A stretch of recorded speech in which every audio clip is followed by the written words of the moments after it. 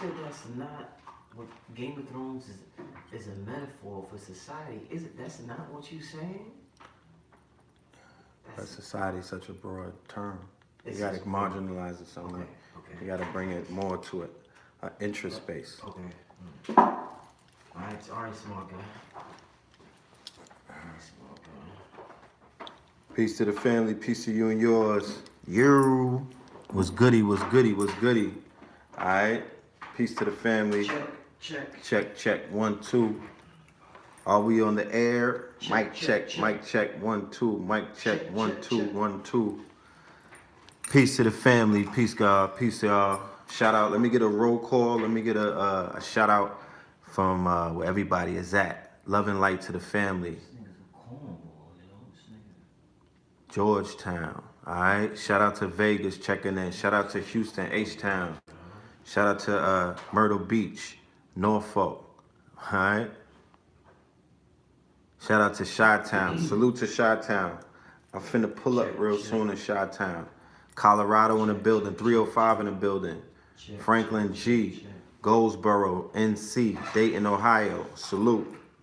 All right. Phoenix, Arizona. Cali in the building. Brooklyn in the building. BK in the building. I'm in BK right now. I'm in Bed-Stuy. Do or die. I'm in BK right now. Shout out to all of my BK family. Myrtle Beach in the fam. Alabama in the building. I'm in Brooklyn right now. Planet Brooklyn. I'm in the UGR Underground Railroad. Brother Rich. Black Magic 363. This is Black Magic Monday. Melanin Monday episode 56.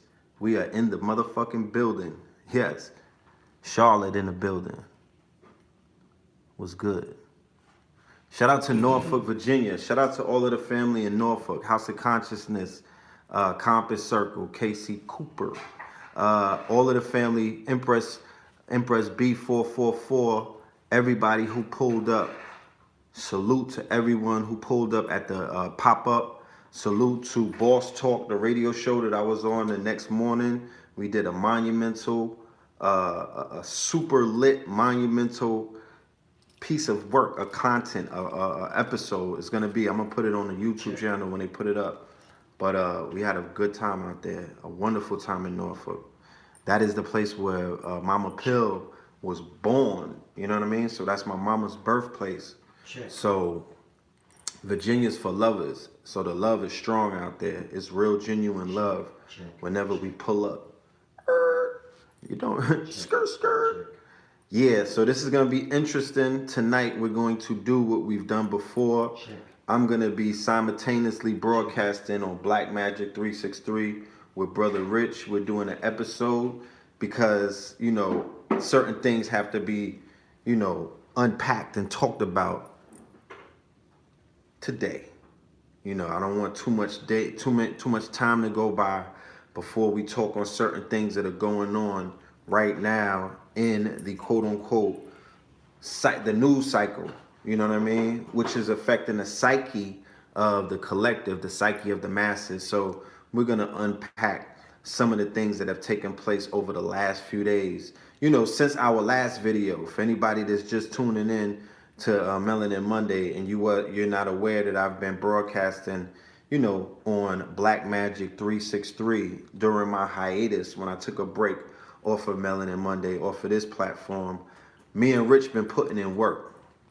The last video we did in the train station, we did a video where we spoke about the historical references and we talked about the historical beef that Europeans have with what they call Muslims or Muslims, and then it always trickles down to niggas, to black people, to Negroes, to Moors, to blackamoors. Right? And then we have, right after the conversation that me and this brother initiated, or we were picking up on, you know what I mean? But we built on it right there at the Oculus on Fulton Street in the train station. Oculus. You know what I mean? If anybody knows what Oculus translates to when it comes to the Heru, the eye and whatnot, and then you know about Oculus Rift, but there's a multi-million-dollar architecture on Fulton Street in Manhattan called the Oculus, That's when me and Brother Rich did a video. We were also on a train while it was moving underground and whatnot. Henceforth the title UGR Underground Railroad. You know what I'm talking about?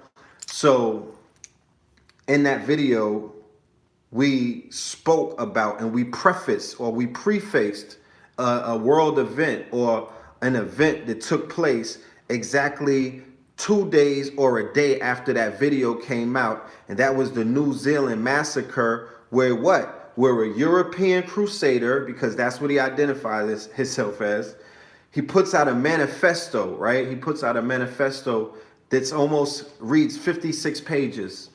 The manifesto is, it would be case study that you would be able to read alongside Fear of a Black or More Messiah, the whole series. I've done about 8 of them. Fear of a Black Planet, the whole series with Professor Griff. I've done about 3 or 4 of those. Multiple videos that we've done with Rich, and we tried to explain the psychosis, the mentality, the thinking of the people. I'm not the people who y'all call white supremacists, but we don't identify as none of them, not near one of them, near one of them that you could dig up, or a nigga that you could pull out the closet, or a motherfucker who's behind curtain 1 or 2. None of them are supreme in the eyes of those who are truly supreme. It's mathematically impossible. You know what I'm talking about? You can't be, 2 things can't occupy the same space at once. So who the fuck is supreme? Are you supreme, or is somebody else? You have to ask yourself that question. So no, for the white fragilicist, you know, for the white fragilicists that are out there, why did my volume disappear? Y'all can't create one or pull one up that y'all could even call supreme in the presence of gods and goddesses. You feel me? Start for law. Let me fix this, because they got the crown cut off. There you go.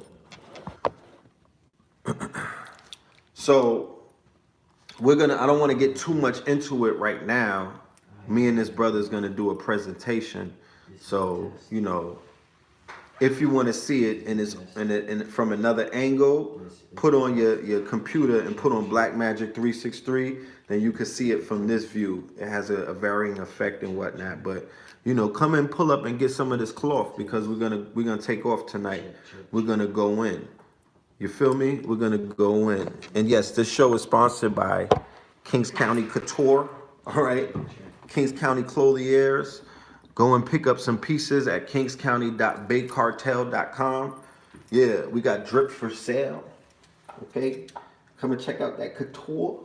You know, let's clean up. You know what I'm talking about? All of my American descendants and whatnot, when y'all get that reparation money, and then everybody that's on the tax return wave, talk to me nice. Get your couture. Get your couture pieces. Don't get mad at Gucci, my nigga. You know what I'm saying? Just get raw like sushi. And throw on the Geechee. Shout out to A.A. Rashid. He came out with the Geechee line to replace the Gucci. So pull up on a Kabbalah guide. But I ain't never went nowhere, but it's happy to be back on the YouTube channel doing this melanin thing. You feel me? It's been a very it's been a magical winter. Let me tell you about it. It's been a paradigm shifting winter season while I was in my cave on my cave gang shit, hibernating, you know what I'm talking about? In the lab, cooking things, you know what I mean? Sitting on these eggs, letting these shits hatch, you know, in my incubator, but also surrounded by a lot of love, you know what I mean? Also being able to be clothed, you know, and cloaked, you feel me? In love, you know, because sometimes you gotta take a break from the internet and focus on what matters the most, and that's real life things. You feel me? So a lot of that has been taking place, but we're gonna talk about that. Yeah, Empress Brown got the link in there. If you want to go and preface what I'm talking about with these videos that I'm saying have been almost prophetic in their, you know, just the whole series that me and Rich have been doing when we've been talking about R. Kelly, When Blue Pill did the video on Michael Jackson, go back and look at that. Blue Pill did a video about the whole Michael Jackson shit 2 months before the damn thing came out. You know what I'm talking about? You should go and check that and see how prophetic the information was. You know. But yeah, me and Rich did the video about the ADOS and the Genesis passage about the 400-year curse that they said that the slaves or the American descendants of slaves are going to have on them, and it's coming to end in this year, 2019, thus making this year that we are now existing in, that we are now, you know, here in the now, in the present, 2019, on this Gregorian calendar year, this, you know what I mean, this man-made construct. Let's always preface that as well. Keep that in mind that it's not even really 2019, but according to the people who have constructed this time period, that's the time that we're in at the moment as we participate. But yeah, the 400 year, this is the year of the Jubilee. This is the Jubilee year. It comes to a close to this year. So what I've been, I'm really choppy. Hold on. Am I on Wi-Fi on this bitch? Hold on, y'all. Yeah, how they got you sounding, bro? That's on feed? Yeah, I don't know. I had this problem before. I don't know why this. I don't know what it is about this live, son. I need to log into the Wi-Fi. No, just 1 million. Serious, it's Serious C. That's Hold on. Don't say that.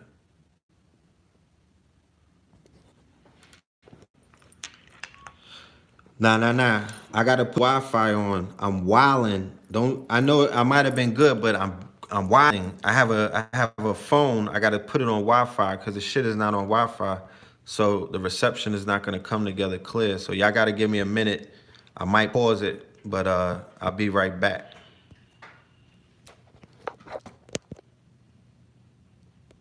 Hold on.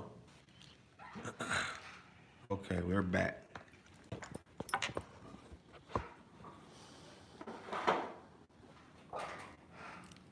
We should be better now. We got that Wi-Fi. We got that signal. You know what I'm talking about? But yeah, that incident in New Zealand, I've been sitting around waiting for somebody to unpack it. Nobody's touching it. And that is a significant story right there. Imagine if a Muslim put a body camera on and wrote all of these surahs or fatwas or whatever on an AR-15 or automatic weapon and live stream a mass massacre. I'm talking about you know what I mean? When they say niggas pulling up on the ops, I'm talking about a straight massacre. They killed 50 some odd people, and he live streamed it. It was the shit was like live on Facebook. Check. And then in the press or in the media, he never got slayed. They're sharing his manifesto now, and it's a lot of yellow journalism taking place because they're low key through speaking through code. They're just passing that along, right? They're saying they're not letting the public see the manifesto, but they're building up so much intrigue on the press that's being written about it. They make people want to go and read it. When you read the manifesto, they're trying to say that the manifesto was written in a way where it's trolling, where they're saying that the shooter is participating in troll culture because that shooter comes out of a platform. He comes out of a special place, or he comes from a specific area in white America that has produced the majority of the quote unquote mass shooters and the quote unquote white terrorists. And I'm talking about the 4chan, the 8chan, and the Reddit community. Now, if these were some niggas, everybody would have RICO charges and they would have your faces on playing cards with bounties on the top of your head. That's a fact. Like if this was black people online running around plotting out massacres and plotting out, drive-bys and plotting out all of these things, they would be in the feds with Treyway in them, as they are. That's how they swoop up the drug gangs and niggas that be online talking to, inanimate objects, right? Which is the fiat, you know what I mean? Pillows of money that, what the fuck is that? That shit can't talk back to you, So nobody is calling these communities on 4chan. 4chan always comes up when there's a quote unquote active shooter who is coming to do what? On some Fortnite shit, to put up some kills like he's Ninja or one of these other online PewDiePie or one of them. Like some of these niggas who just casually could be online massacring shit online in a video game. I'm talking about casually just talking about, washing their dog and whatnot, or, you know what I'm saying, going out to Trader Joe's to pick out some artichokes while they're online in a video game world, just Thanos snapping and destroying everything. These are these people, and they got your babies and the children convinced that that's how they dehumanize them and desensitize them, right? But these people who exist online, these Trump supporters, these quote unquote red pills, the men going their own way, not the God, not me. You know what I mean? All of my offshoots. You know what I'm talking about? All of the red pill Canal Street movements. Red Pill Black, that's Candace Owens. That was her handle. Her name was Red Pill Black. She was on the wave. You know what I mean? I need a royalty check, care of Little Baby and Gunna. Drip. Yeah, you riding on the wave. You know what I'm talking about? Van Lathan with the Red Pill thing, and you don't even invite Red Pill on the show, but you're trying to run with the moniker. They got the Red Pill movement. They got motherfucking, it's a whole bunch of red pill out there. You know what I mean? They trying to dilute my search optimization or something. I don't know what they doing. Check. But this movement, the alt-righters, all of these people are participating in an online community. It's not even underground anymore. It's right there in the open. It's not underground. They might have their little deep web, dark web movements, but they got a whole bunch of shit above surface for anybody that want to smoke or whoever want to come and find out what's happening. They're right there. They're right. Yeah, just know in this lifetime, you know what I'm saying? You didn't know the clone. You know what I mean? You knew primary source, my nigga. You knew the real red pill. Let it be known. Talking shit. No, I'm just saying. It's Attack of the Clones. Let it be known that you knew the real red pill. And that nigga was getting Xerox every other day.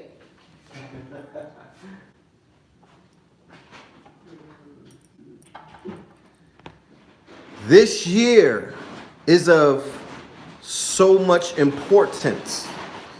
You cannot get distracted by anything or anyone. I mean, it's gonna happen, but you gotta bring yourself back because 2019 is the bookend year to a 400-year experience. The key to the whole thing, though, is you gotta be able to identify what is your experience. Not these other niggas, what they went through. What the fuck did you go through? That's what you gotta figure out. Was you in chains the whole 400 years? Or was you on a run eating the whole 400 years? Or was you taking heads and asking, you know what I mean, and asking names later? That's what you have to figure out. Because were you a free man? Were you a freed man? Were you a free Negro? Were you a Geechee Gullah?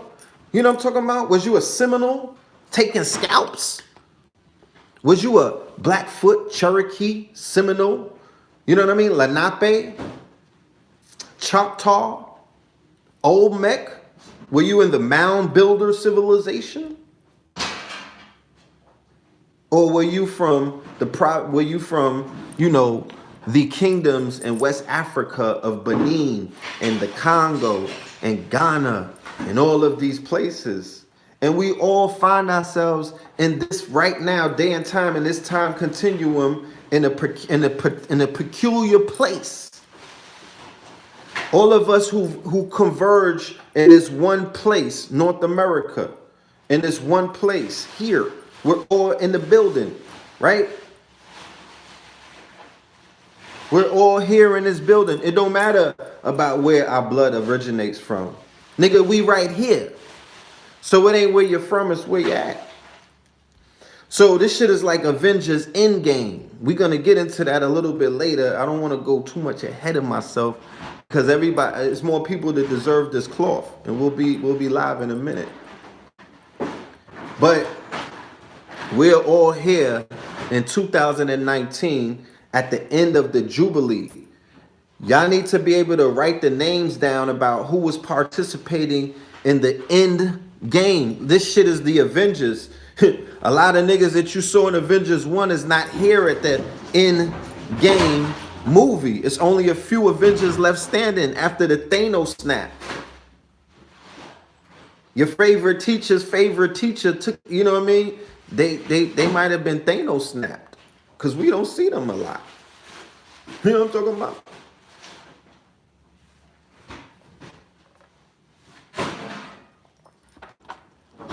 Not too many people are relevant in the scheme of things. There was a YouTube rush like 2 years ago. Yeah. Them niggas, 75% of them niggas is gone now. Thanos snaps. 75. Yo, 2 years ago, anybody thought they was gonna have a YouTube channel. 2 years ago, everybody thought they was gonna have a channel, right? Niggas is gone. Gone. Teachers is gone. Out of here. Yo, on some Avengers shit. Think about it. Deadass. Think about it. And they want people to get into some quantum shit in reverse time. And make it all go away. But we're in a quantum reality right now. Quantum entanglement. You could create whatever reality that you want tomorrow if you niggas had the will to do what it takes to bend reality to your will. On some Thanos 5 rings type of shit. You understand? Are you willing to go there?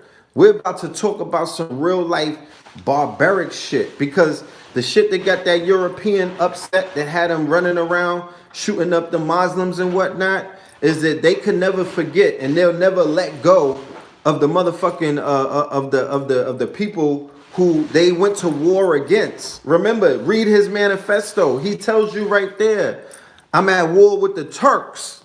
I'm at war with the Ottomans. I'm at war with the Moors. I'm at war with the Muslims. I'm at war with the Africans. Genetically, we have to defeat them. What do they say in these white circles, which y'all niggas call white supremacy groups? Right? They say, what did they say in Charlottesville? You will not replace me. Blood and soil. 14. All of these things speak about genetic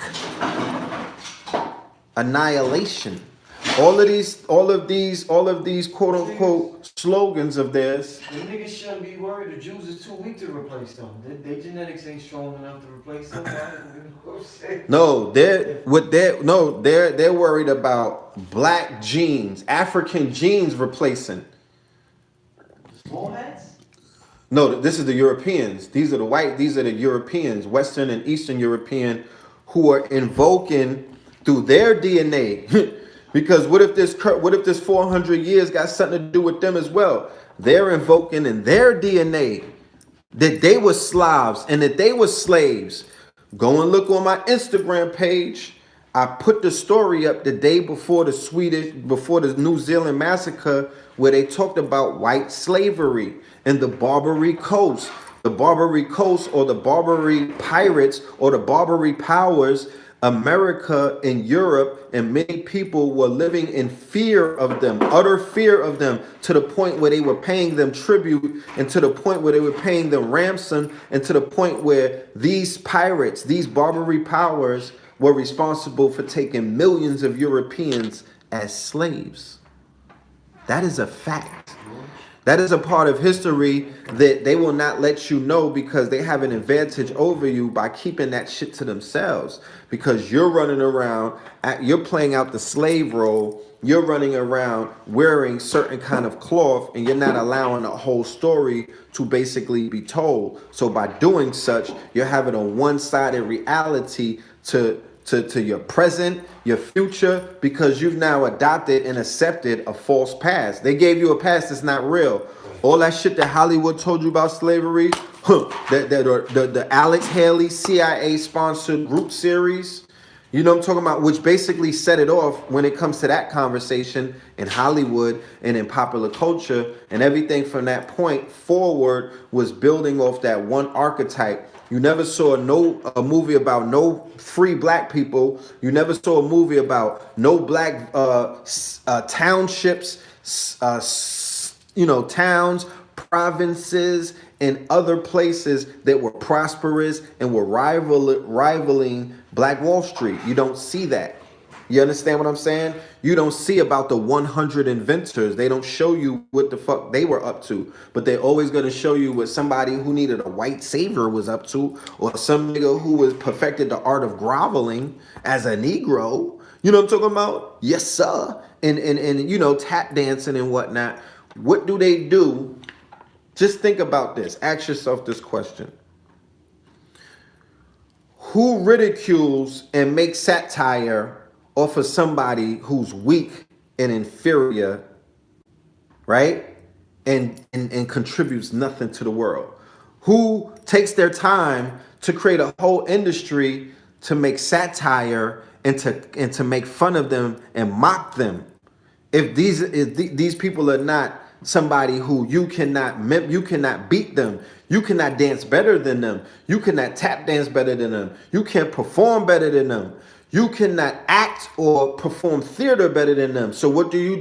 You come forward with blackface. You come forward with the minstrel shows. You come forward with the ridiculing and the satire of the quote unquote people who you once looked up to the people who brought you this level of civilization, who brought you the arts and sciences, who brought you the maths and whatnot, who brought you history and all of these things. Are we ready? Who brought you all of these things, who brought you metaphysics, who brought you occult sciences and the arts and whatnot, the dark arts, all of these things. Niggas came with that shit gift wrapped. They looked a little bit like how I'm looking right now. They had good fabric on like this, you know what I'm talking about? Yeah. And they were, of a complexion such as this, I could fit in with I could fit in a sandy community over in Africa to this day. Check. Y'all got to do your history. I'm saying if this is 400 years of this so-called 400-year, journey of the quote-unquote, God's people or God's chosens, why don't our scholars get together and catalog, or why don't collectively as organizations, because this is the age. Let me ask you a question now. I'm not going to say this in my channel, but your channel is a little more raw. So they can't hear me. Can they hear me? Or? Yeah, they can hear you. All right. So now my grandmother, you seen a picture of my mom, right? Mm-hmm. I'm a high yellow nigga. Beautiful. My mom even lighter than me. She's lighter than you. My grandma, pretty much same complexion, hair down to her back. Facts. Her father, obviously there's some cracker in my gene pool from somewhere. Facts. Now, she left the Carolinas because of the crazy shit that was going down there. Yeah. Now they got stories of slavery down there. I know, of course. So when the Moors come with this "we were king" shit, I totally get it. But why, just because we were kings, why deny the alchemical process we went through? Yes. We went through an alchemical process. Yes. We want to be great to the extent where we're going to deny the alchemical process. We went through it. Yes. The way I look is an example of what the fuck I went through. My ancestors probably didn't look this like when they came. Baba ancestors probably looked like that. You know what I'm saying? So but, it seems like, let me finish this. So it seems like one group is totally ignoring the greatness and the other group is totally ignoring the alchemical process. And like I said, metaphysically, why does it always have to be either this or that? That's why right. can't I have the blood of a slave, heart of a king? That's right. Why can't I have both? Why Definitely. gotta be, the so-called slaves, I got both of that shit in me. That's right. That's what make me so motherfucking who I am. That's right. You know what I'm saying? That's what I don't get. Why I gotta be one way or the other all the time? Me personally, I've never said that it has to be one way, and I never agree with that because, like I always state, every single person has a unique marker on their birth or their DNA, meaning that they have originated from different regions based off of their personal travels and their ancestors' travels. So what I have to say, and what I'm sure that many teachers who come before me had to say and taught the people, was that none of us were going through the same thing at once. There's been no time when all of us were subjugated to one thing at once. So while there were many slaves, there were also many people who were not enslaved. The analogy that I love to use, because it's the perfect way to paint the picture, is that right now in America, which is the prison population, the #1 prison populated country, you have 2+ million people who look like you and me from different neighborhoods, different areas, different nationalities and backgrounds, and they are legal slaves locked inside of a garrison, looked over by overseers under the rule of law. They're subjugated to punishment, right? And they're being exploited for their free labor. And it's also very dangerous because some of those people have been known to get killed by the overseers or the wardens or the guards and things of that nature. Niggas walk by those jails every day. We know who's behind bars. We know that they locked up. We know that they got them in hard labor. But what we doing is we trying our best to avoid getting up in there as well. Some of the same, I'm using that analogy to say that during the times of chattel slavery in the 13 colonies inside of North America, which now consists of 50+ states, right? 13 colonies does not denote 13 states. When those places were colonies, they were not states. So the state of Virginia, the colony of Virginia, right? The trading companies, these started as LLCs. Virginia was not, I'm good. Virginia was not the size of Virginia today. The Virginia that was holding the slaves, and the Virginia that they tell you about existed on a piece of land and during the same time continuum as different Indian tribes, Africans who had came to the Americas prior to when the Europeans pulled up, and a lot of things. It just didn't happen that the minute that they pulled up on land, everybody became a fucking slave and got put into shackles because these fragile, sickly, right? Diseased, infested, and filled, because nobody talked about the genocide and the Holocaust that preceded 1619. Because from 1492 up until 1619, there was a Holocaust that took place in the Caribbean and in the Americas. Let's not forget what they were doing in Central America and South America with the conquistadors and with the quote unquote with the armies that were coming out of Spain during their crusades and whatnot. They were committing genocide on mass scales. And then they talk about slavery. But prior to that, it was a whole bunch of blood being spilled in the name of the crown and in the name of the cross. Go and look it up. What he said? Look it up. You know what I'm saying? Look it up. It's right there in your face. So when these people were coming to America, it was not as hostile as people would like to paint. Even though they had people enslaved, they were people who were functioning and moving around, owning land, owning businesses, owning resources, traveling, still and all, moving around while slavery was taking place. And there was even people who would come and run on them plantations and pull their people up off of them things. Do not fall for a lot of that propaganda. So all the Moors may be saying is there's a more dexterity to the story. The Moors are unveiling and they're unearthing the fact that if they put our people to sleep, if they're lying to us in school, if they're lying to us in the church, if they lying to us through the media, then God damn it, the dexterity of what the fuck they're lying about, it has to be some shit that you niggas never heard. Like, it has to be something that is completely outside of the realm of what you think this reality is in. And what they're coming forward and exposing is that the story that they told us about how they took this land, how this land was falling into their hands, the fact that niggas are still calling Europeans Americans, and you not asking them on some 21 Savage shit, nigga, what's your nationality? You feel me? Gang, nigga, what the fuck? Where you from? These are the immigrants. These are the aliens. What are you talking about? I'm talking about the whole Americas. You could pull up in South America, Central America, North America, the Caribbean. Nigga, you from Europe. Like, what's popping?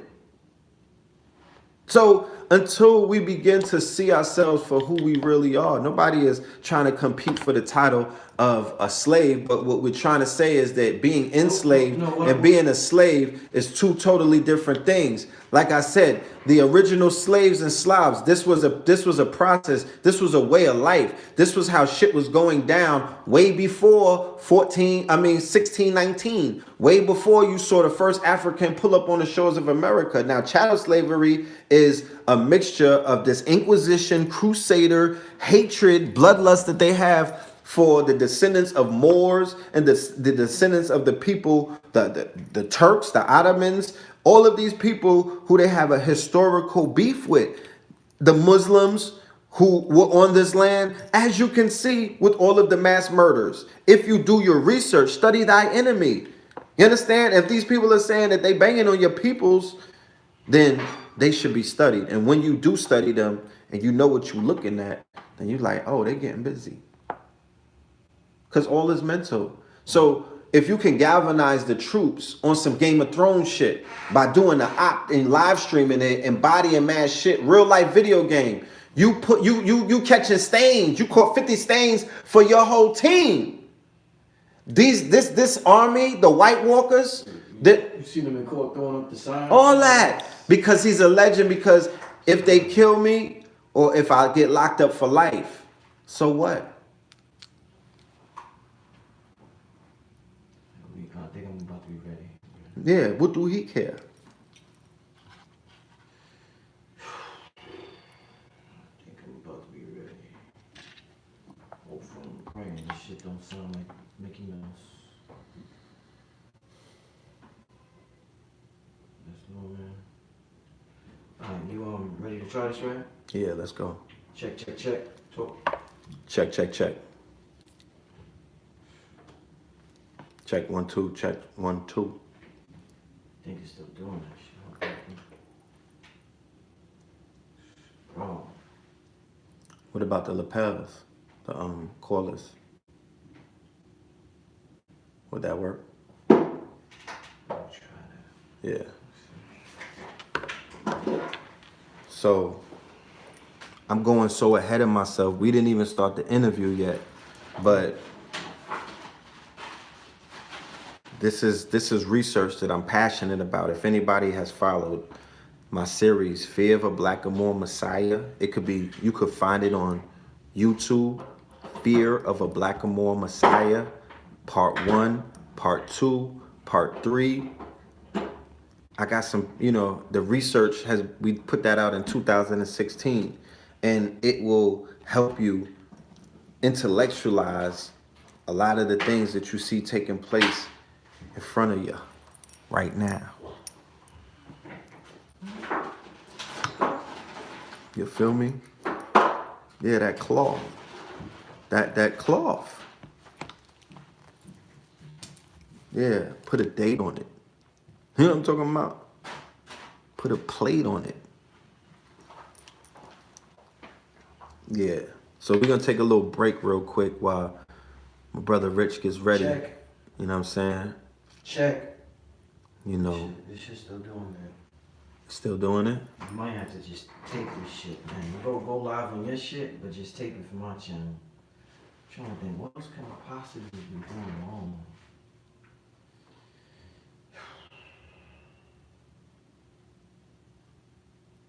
Is it something? Does it have anything to do with my phone with the mic? No. That's not it, right? Because this happened one time before with KT. It ain't got nothing to do with you. Okay. Yeah, hit up that Cash App though. Salute to everybody. I'm gonna give everyone a shout out for the Cash App tonight. Put you on record. Document your support, because that's very important. Because you know, everybody like to always talk about how they were there for somebody when you're not there. You know what I'm talking about? Yo, I used to take care of that brother. I used to look out for him. Nigga, I'll make it public. If you look out, I'll let the people know. There ain't gonna be no secrets like that. Check. Yeah, make sure y'all hit that like button. Make sure you subscribe to the channel. We are back. Blue Pill will be back tomorrow with Tough Talk Tuesdays. I believe he's coming with Kim Bripson, so y'all can get some of that tough talk in your life. That brother's a legend, you know what I mean? You're gonna be seeing and hearing more for him in the near future.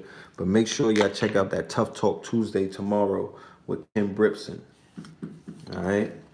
Shout out to Blue Pill, shout out to KT, shout out to Mama Pill. That's what I'm saying. Make sure, even if you subscribe, hit the notification. I got a new Macintosh during my hiatus. I got some new programs. We're gonna be putting up more digital content. But ultimately, we're not relying on YouTube to be the standalone platform. Ultimately, it's about our streaming service. Ultimately, it's about leaving YouTube and forming our movement and our membership and our numbers outside of the environment that is known as YouTube, which is very, you know, it serves its purpose, but we're in the future, bro. You think YouTube is the future? We're in the future. I'm more of a blockchain type of person. I'm more of a decentralized platform type of person. I'm more of a off the grid type of person.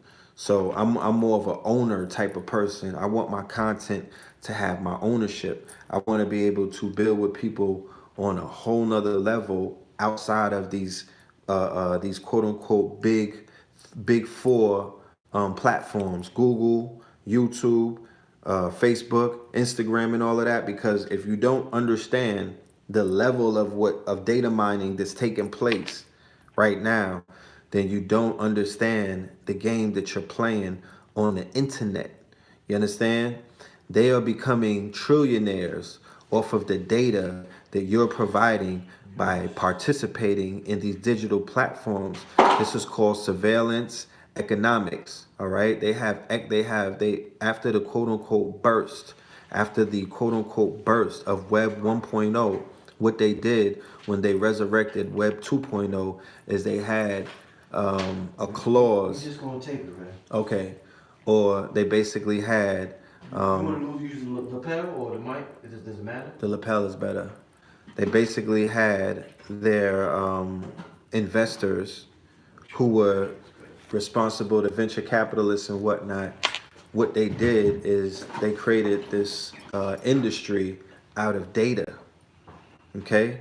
They created an industry out of data, right?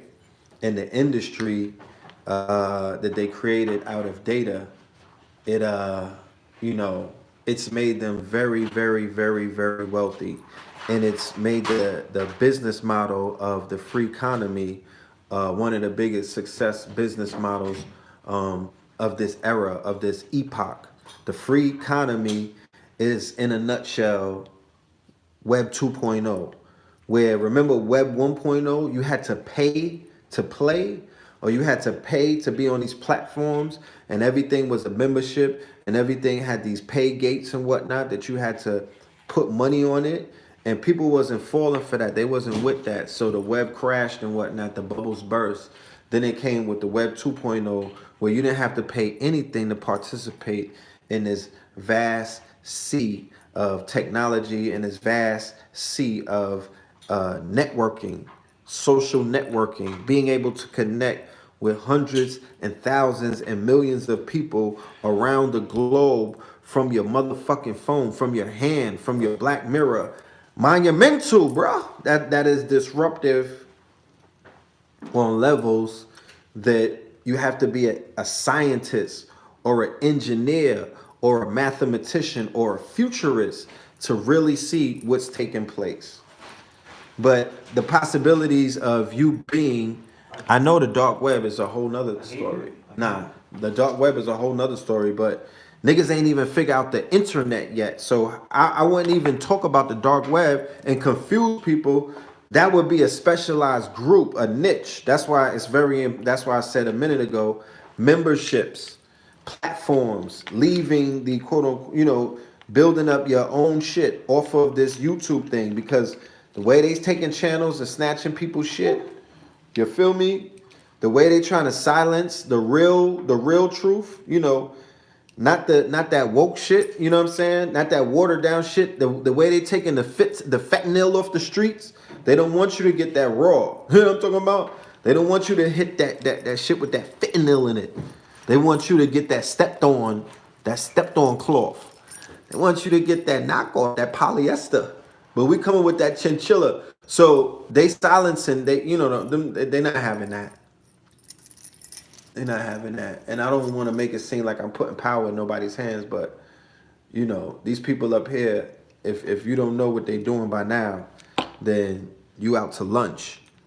So it's important and it's imperative, you know what I'm talking about, that we begin to exchange information every time we link up. I need to know everybody's emails anytime that we pull up, because that's how we're going to be able to communicate. You feel me? Because in a minute, it's going to go underground, So we're about to start this interview in a minute. So the format is going to change to me answering questions. Hopefully you'll be able to hear the questions being asked. If I have mods in the building, the moderators, if you may, I don't want y'all to be on some closed caption shit, but if you could type out the question. Yeah, the jacket is for sale too. It's on Kings County. It's called Fatima. All right. Then I got the other one called Gargoyle. See the back of this? Yeah, super litty. Is that a shroom? No, that's the a wishbone. A wishbone. I'm gonna take a break real quick, y'all. Give me a minute. I'll be right back.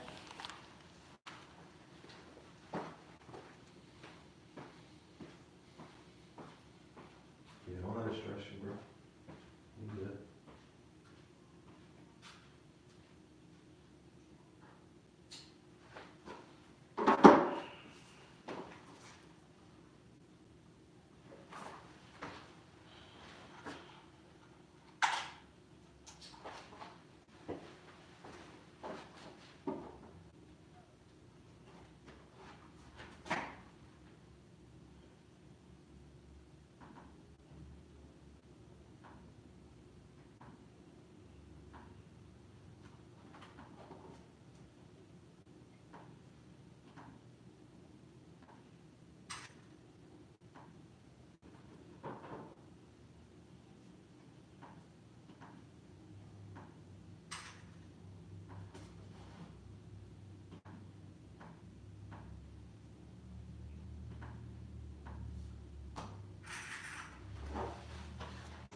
As soon as I come back, Neil.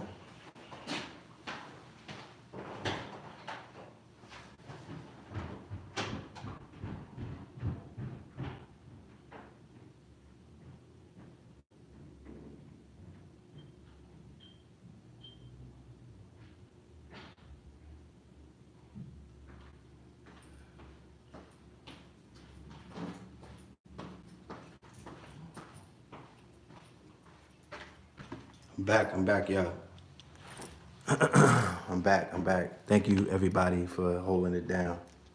I'm talking about. We're about to start this interview with Brother Rich.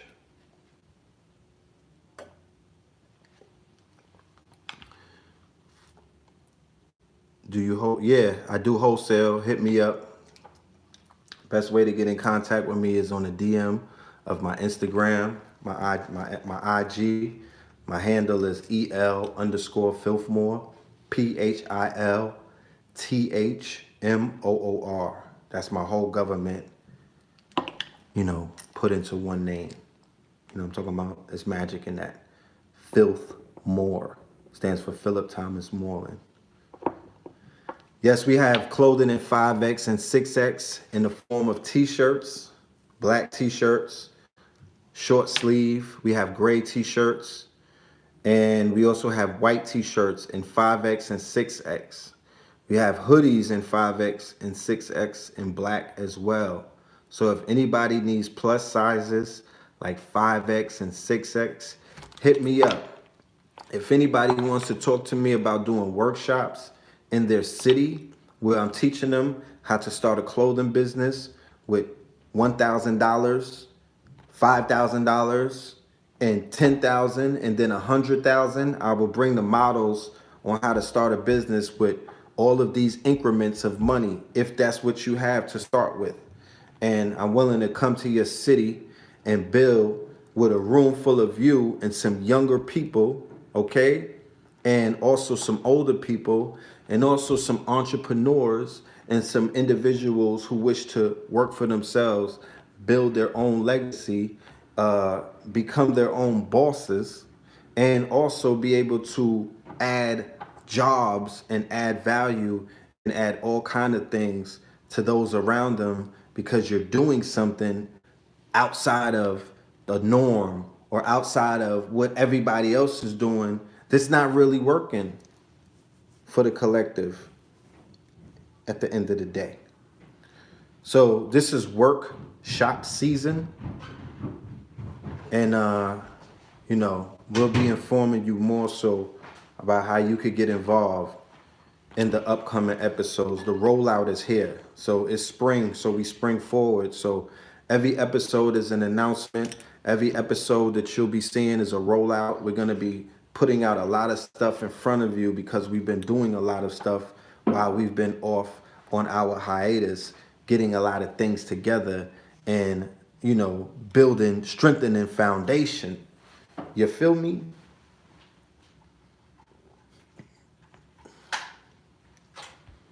So if there's anybody in the chat that want to holler, you have to do do your due diligence and reach out to me, because I'm right here talking on the thing and I'm not seeing all of the scrolls going by so fast.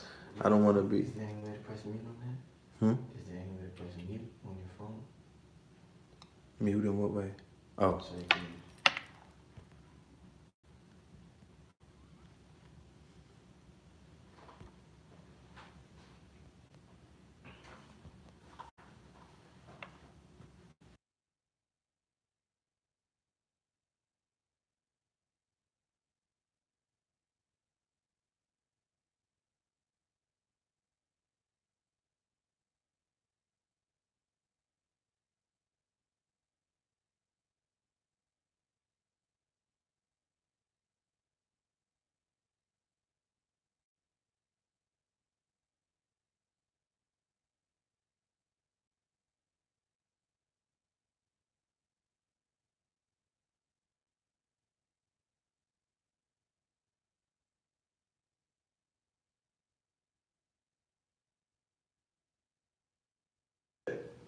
Check.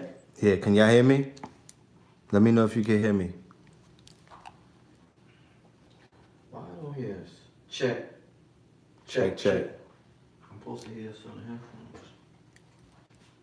What's the new shit? Okay.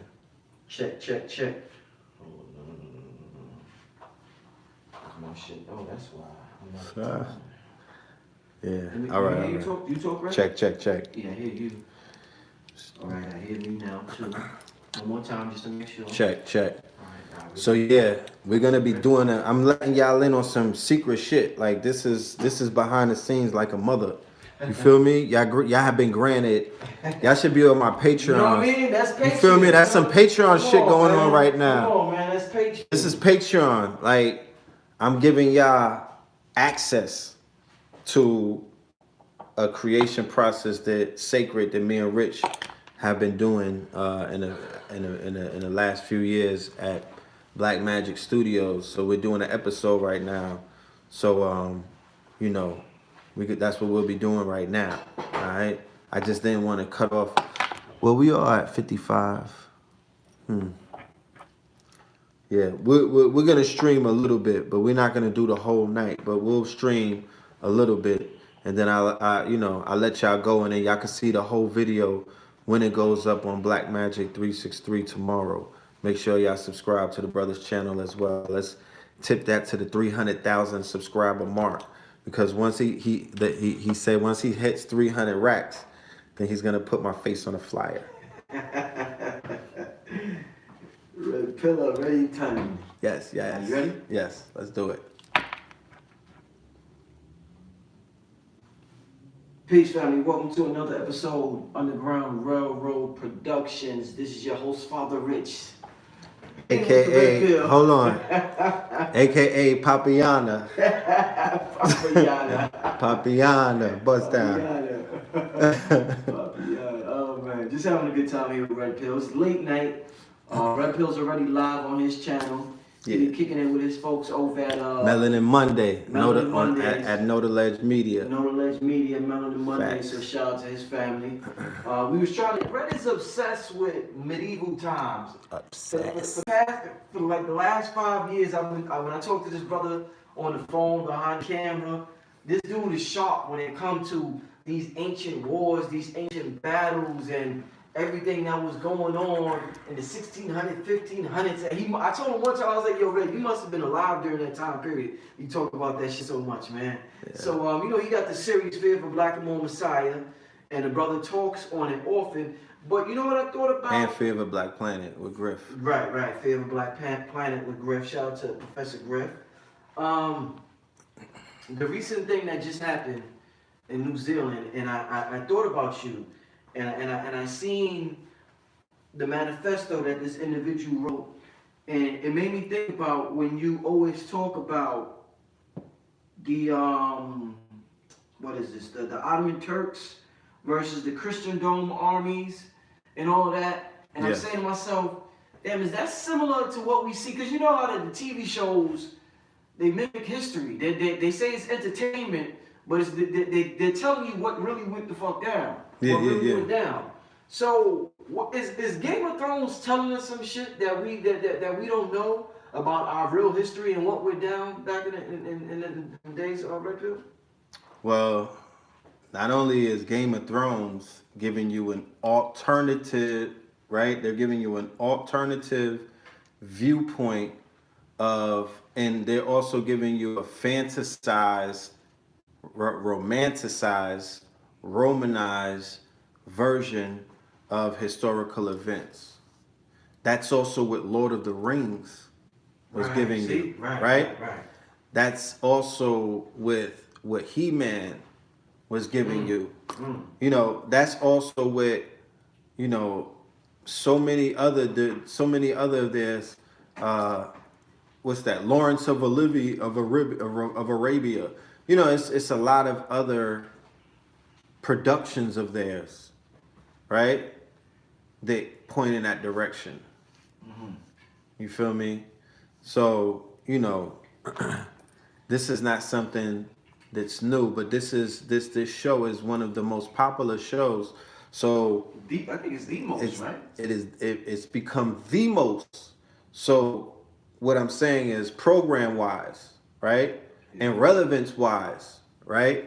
And the quote unquote similarities that this show may have to a story that I can identify as a trigger amongst a group of Europeans who are going on record by saying that they're being triggered and they're being what? They're being radicalized. What is radicalizing them? They're being radicalized by medieval lore.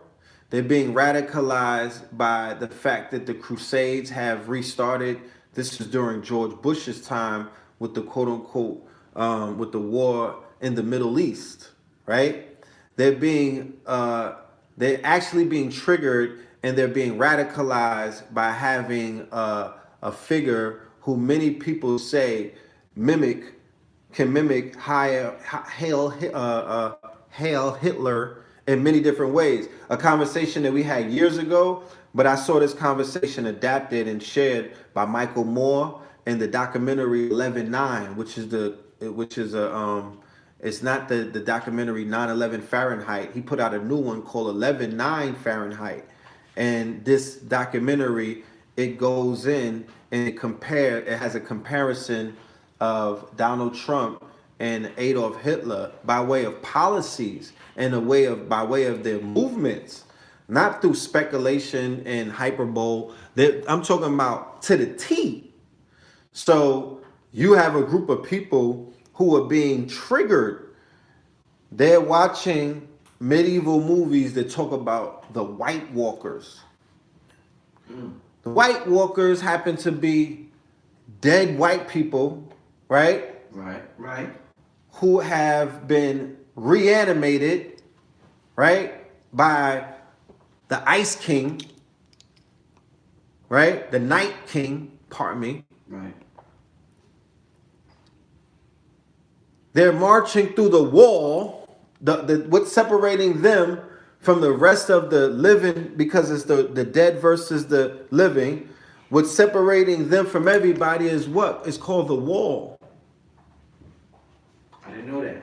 I didn't know that. I know. I mean, I'm here to let you know. My girl loved that show. I know. She should be down here so she could, so we could play Black Jeopardy. She should be right here. But the wall is made of ice, right? Build the wall, build the wall, build the wall. Triggers. You understand? Triggers. The conversation of these days, the conversation about the wall with these Europeans, I'm talking about with these red Americans. That's what they call them, red Americans. Those are the Trumpers. They're red states. Red as in blood. They're the red states. They're the ones that bust. They're the shooters. They're the killers. You know what I'm talking about? They go on massacres. They're the Night Riders. They're the Invisible Empire. They're the White Walkers. But not only are they the White Walkers, in the manifesto of this demon in New Zealand, of this terrorist, right? In his manifesto, it reiterated what we've been talking about, not just us, because I can't take credit on the shoulders the giants that I'm aligned with. Dr. Francis Cress Welsing talked about this in detail in one of the most prophetic books written in our generation's time, and that's the ISIS Papers. We talk about in the Fear of a Blackamoor Messiah, and we get to it as well in the Fear of a Black Planet series with Griff about the genetic. And we talked about this in our last episode, me and you in the Oculus, right? In Fulton Street and on the train, in the Underground Railroad, when we were talking about, in the video prior to that, where we were talking about the European psychosis and why do they have this quote unquote bloodlust? Why do they have this fetishization of us? Why do they have this sociopathic, a relationship, this fear-based, passive-aggressive, relationship with us? Why do they have this host-parasite relationship where they have to feed and eat and suck and suckle off of our energy, our tears, our blood, sweat, and tears, our energy, our fear? You know what I'm talking about? All of these things. So we have to always keep in mind that the European he has the only past that he can identify with is the time when everything turned around for him. The times that we're talking about where everything turned around for the European and they began to march forward waving the flag of Christendom, waving the flag of the Holy Roman Empire, waving the flag of Austria, of Germany, of France, of Spain, of Portugal. This is after these people are under the sword of multiple different nationalities. I'll give you a list of them. I'll give you a list of them. They said King George's son was paying taxes to the Africans? Yes, I'll talk about that. Okay. So from 711, right? From the year 711, right? And this is AD. This is a made up construct. These are made up years. This is not exactly accurate based off of what reading or what book you might be reading or what information you're beginning. They'll refer to a certain time period. You'll get thrown off because you're thinking and talking about a certain time, but they're talking about the original 1815 or some other, you know what I'm talking about? Or 1815 might be talking about 1492. So always keep that in mind. But these times, 711 in Spain, I'm talking about the Iberian Peninsula by way of North Africa. Wait, prior to that, during the time of Carthage with Hannibal Barca, this is when things turned around. The Punic Wars, 1, 2, and 3. Those wars, if niggas ever get their hands on a time machine, you go put your bandanas on, you know what I'm talking about? Put your armor on and go and help them in the Punic Wars, because that changes the course of history. It was the Hannibal's loss at the Punic Wars, the Third Punic Wars, when he was defeated by Rome, which takes Rome from under the thumb of black people and helps them, and now they advance to begin to conquer all of the provinces and all of the rest of the empire of this great mighty empire that they just defeat. Then later on, you get the Moors in Spain. The Moors go into Spain in 711. They defeat King Roderick. The Visigoths, the Gothic Empire, the Visigoths, the Ostrogoths. They push them back. They get stopped by Charles Martel in France and whatnot. Charles Martel, the drink the niggas be pouring out a little for the homies. Yeah, the Martel, and the Martel is called the Hammer, right? So he pushes them back and he stops their advancement. But the rest of that area of the Iberian Peninsula is basically subjected, and they're under the yoke. When you're under the yoke of people, you're the vassals of them, right? When you're under the yoke of people, you're basically, you know, it's basically we letting you live if you abide by the rules. So Europe, from Spain to Portugal and to parts of Italy and Sicily, were under the rulership of not just black men, not just Africans. You had North Africans, you had Berbers, you had North Africans, you had Arabs or Arabians, which doesn't necessarily denote what people call Arabs from the corner store. Being more, you know, grammatically correct, like Arabians does not. There are darker, niggas is darker than me, Black Jesus. So you had Berbers, North Africans, and you had Arabs advancing into these areas and setting up kingdoms, caliphates, the Umayyad dynasties and whatnot.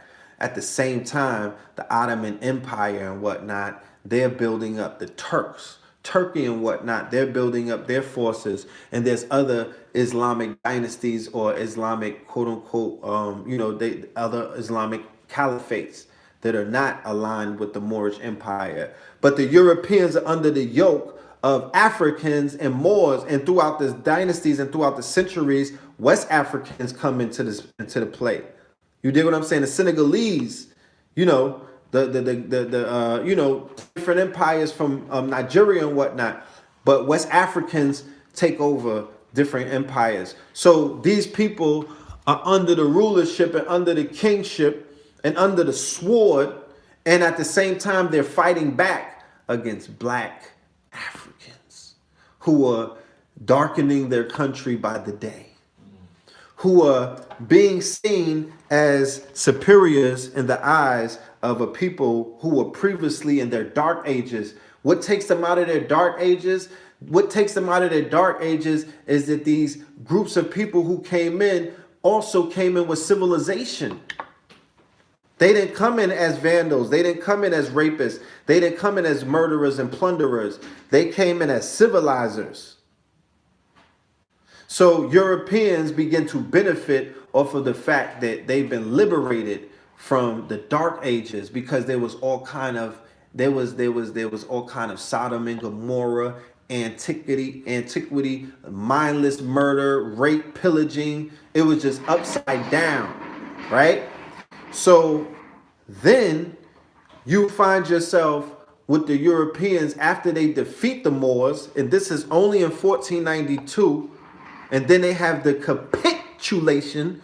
Let me clarify that. I did a whole video where I created a new word, the capitulation of the Jews and the Moors, that the manifesto talks about. How's that for soothsaying and whatnot? How's that for the no look pass, to show you how this thing is working? Because right in the manifesto, what does he talk about? Exactly what we were talking about in that last segment. So they are infatuated in the time period in which they were being subjugated, in which they were under the yoke, in which they were under the quote-unquote sword of Islamic empires, not just niggas out of Africa, the Ottoman Empire. They have a humongous beef, what is known as the Ottoman Empire's modern day, currently known as not just Turkey, because the Ottoman Empire is in the same places that they're blowing to smithereens to this day. Iraq, Afghanistan, and Syria. Those were parts of the Ottoman Empire. They were paying tribute. They were paying taxes. They were being enslaved by these Ottomans. These Ottomans are also the Marmaludes and whatnot that you see and eat when you go to see the pyramids. The Arabs, the Arabization of that whole region, those are Turks. That's a lot of the quote-unquote Ottomans. It's just that they changed names. Ottoman Empire got dissolved. It becomes Turkey. But the impact that they've had on Eastern Europe is undeniable. They had them under their sword. It's the Battle of Vienna that turned it all around. This is in the late 1300s. This is right before the falling of the 1491 war, where the Alhambra War, where the Moors fall. You dig what I'm saying? So in that region, they were being subjugated. You have white slaves in the millions. When the Ottoman Empire, even after they fall in the 1700s, in the 1800s, they're a scourge to all of the Europeans trying to pass through there and do whatever they got to do in the name of commerce, because that's where it was at in the high seas. They're the pirates of the Caribbean and the pirates of the seas at that point. But I'm talking about when they were ruling over Europeans. Because remember, Constantinople, right, is Istanbul. That's, they took that from the Christians. They crushed the Byzantine Empire. Like, this is a time period that the Europeans do not want you to know about. Because the spell that they have on you, the way that it works and how this shit is set up, is that you are never to see them in bondage. You are never to see them as Slavs. You are never to see them in their pristineness as anything other than what they've sold you. You dig what I'm saying? What you perceive is what you believe. They brokered a deal with a group of people who were also subjugated in Europe. These people are Eastern European Jews. These Eastern European Jews know about all of the history about what had happened. Where was they at during all of this you just talked about? Well, Poland, the quote-unquote Polish army, right? This is who defeated the Ottoman Turks at Vienna. The Hamburgs, right? The Hamburg monarchy. Remember the people who are now called the royal family in Buckingham Palace, right? The Bavarian army, shout out to True Master, who brought us the information about the Holy Roman Empire, right? And the Polish army. They were responsible for defeating the Ottoman army. That was a turning point in history. They said everything changed because if the Ottomans were able to seize Vienna, which was Austria, which is the heart of this whole, it would be how they're taking Westeros, how Jon Snow and all of them are fighting. Different kingdoms are fighting to control the throne. Different kingdoms are advancing on other kingdoms. They're laying siege to the kingdoms. So all of this folklore is being what? They have their version of Afrofuturism. You understand? It wouldn't be called Afrofuturism, right? Eurofuturism. I mean, six ether futurism. You know what I'm talking about? Dog hair futurism. I don't know. You know what I mean? Like, but they don't have, they're creating a version of a future by recreating the past. That's how they're winning. They're manipulating the past through Hollywood, through media, and through all of these other things by changing the course of what happened. They don't want, if they don't tell you the story, nigga, it does not exist in your mind. There's millions of knuckle draggers that could never see white people as slaves. They can't accept that reality. They have not been programmed to see these motherfuckers at the bottom of a ship in chains too. They don't understand the animosity. They don't understand what a crusade is. They don't understand physically this reality that we exist in. Like I said, this is a convergence. This is a time period where everything is folding upon itself. That's why it feels like so many eras are at play at once. This is the Jubilee year. This is 2019. This is historically the ending of a cycle. 2020 is a new beginning of something untold. That's the infinite possibilities. That's clear sight. So this is a culmination of a lot of shit. And if you're here right now doing what we do and doing what it do, you dig what I'm saying? Then you are destined to be who you are. So, I mean, I see it for what it is. I know what they launching. I know how they're moving. They are these. Yeah, go ahead. It seems like, you know, the powers that be from the U.S. and the Western countries, they buddy with these Middle Eastern powers that be. Yes. As far as dealing with them with oil and different things of that nature. Mm-hmm. Shit, Trump stay in Saudi Arabia. Mm-hmm. So they don't seem to be that salty with them. You know, if this is some ancient war that's lasting forever, they don't seem to be that salty with them. Mm-hmm. They stay brokering business deals with them. Let me explain to you about what happened with the Middle East and why it's not the Ottoman Empire anymore. The Ottoman Empire was the Middle East. The Saudi Arabian Wahhabism, the people who basically hijacked the whole culture, you understand? They're seen as an illegitimate, you know what I mean, in the whole scheme of things.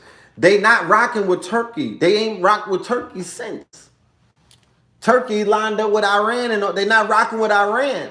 Like, there's still parts of the quote unquote Ottoman Empire. They're at war, actively destroying, pillaging, and exterminating the citizen and the original DNA of the Sudan, Yemen. They succeeded in Syria. They succeeded in Basra in Iraq. They succeeded in. I'm sorry to cut you off. Why did they go immediately to the library in Iraq? They went immediately. They went and sacked the antiques. Yes. They went and sacked the ancient artifacts. Yes, the ancient artifacts. They went. Yes, they was talk about a Stargate. Yeah. They was talking about all kind of things taking place and coming online in that ancient region of Mesopotamia. Yeah. You understand? And they went and snatched the motherfucking real shit that matters, the work. Man. That's the wealth. That is, I mean, you could, niggas like romancing a stone and be talking about natural, you could romance a cave full of stones. But I'm talking about monuments. I'm talking about consecrated big statue type. You know what I mean? Like Yeah. I'm talking about artifacts that its DNA would tie. I'm talking about the depictions of people who look like me and you in these museums, artifacts that tie us deeper into the story. All of these things began to get removed. They destroyed Timbuktu. They put ISIS on a payroll. And what did ISIS do? ISIS went around and destroyed a whole bunch of temples. They was at war with ISIS in a land where they had the worship of ISIS and what was known as the temple of ISIS. And then they had the people who were known as ISIS destroying said temples. Was that not taking place? The group called ISIS, who Obama will call ISIL, right? The caliphate, who rose up to do what? In their manifesto, they said that we're here to continue the conflict that you started with the Ottoman Empire, that you started when y'all were fighting the Holy War, right? They said that they were creating their own caliphate, meaning their holy state. That's key code word for what the Moors in the rise of Islam in 711, right? So then they call them ISIS, but the same place, the same group that they're calling, they never mention or they never make a correlation or they never admit to worshiping a European Hellenized or what is known as what is that? The Ptolemy version of or Set, which was Isis, who was basically a goddess in Europe and in those other places. So the Arabs that you see now, the Janissaries, the quote unquote mixed breed Arab Turks and other people who are not of the original, they're not the aboriginals of these places. The governments that you see America cozying up with, some of those regimes are the ones who have hijacked a lot of those places from the indigenous aboriginal people who you won't even see them on the news. You won't see the darker people. You won't see them depicted. So, of course, they're going to deal with the aliens talk to aliens. And they continue to supply them with, they helped them, they started the OPEC and they created the Middle East. Remember, they came up with the Middle East. The term itself. Yeah, I'm just saying, these European powers almost colonized that whole area after the World War One. Who fell in World War One? The Ottoman Empire. When the term the Middle East come, when was that invented? You know how Africa. That was that's invented after World War One. The Middle East.